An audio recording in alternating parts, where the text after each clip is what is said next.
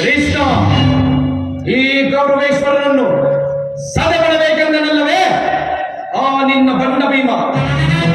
ಅದು ದುರಗ್ರಹ.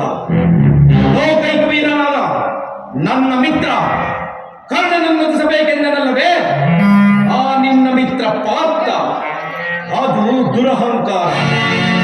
ಅಭಿಮಾನ ಶೂನ್ಯತೆಯಿಂದ ನಿನ್ನಂತಹ ಕಪಟಿಯ ಸ್ನೇಹವನ್ನು ಬೆಳೆಸಿದರಲ್ಲವೇ ಆ ಪಾಂಡವರು. ಅದು ದುಸ್ಸಹವಾಸ. ದುರ್ಯೋಧನ ದುಶ್ಯಾಸನ ಪಡಿಗೈದು ಭಾರತಖಂಡದಲ್ಲೇ ತಮ್ಮದು ಚುಮದಾಕೆಯನ್ನು ಆಡಿಸಲು ಯೋಚನೆ ಮಾಡಿರುವಲ್ಲವೇ ಆ ನಿನ್ನ ಪಾಂಡವರು. ಅದು ದುರಾಶಯ. ನಾವೇ ಸಮರ್ಥರು, ಜಯಶೀಲರು ಎಂದು ಹೆಮ್ಮೆ ಪಡುತ್ತಿರುವರಲ್ಲವೇ ಆ ನಿನ್ನ ಪಾಂಡವರು. ಅದು ದುರಾಭಿಮಾನ. ಹೆಚ್ಚೇನು ಕೃಷ್ಣ, ಹೆಚ್ಚೇನು? ನೀವು ಯಾರು ಏನೇ ಹೇಳಿದರು ಈ ದುರ್ಯೋಧನ ನಿರ್ಧಾರ ಚಲಿಸಲಾರದು. ಸುಮ್ಮನೆ ಕಂಠ ಶೋಷಣೆಯಿಂದ ಪ್ರಯೋಜನವಿಲ್ಲ ಕೃಷ್ಣ, ಪ್ರಯೋಜನವಿಲ್ಲ. ಅಣ್ಣನ ಮಾತುಗಳೆಲ್ಲವೂ ನನಗೊಪ್ಪಿದವು.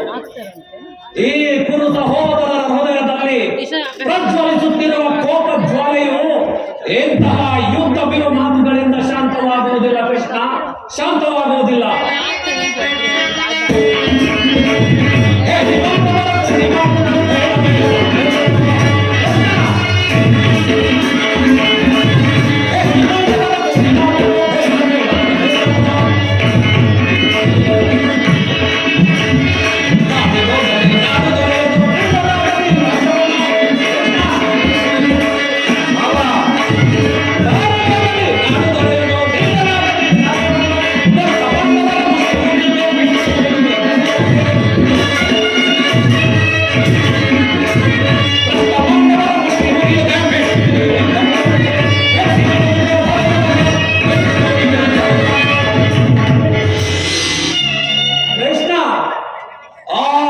ಪಾಂಡವ ಸೇನಾ ಸಮುದ್ರವನ್ನು ತಲಕಿ ಬಿಡಬಹುದು.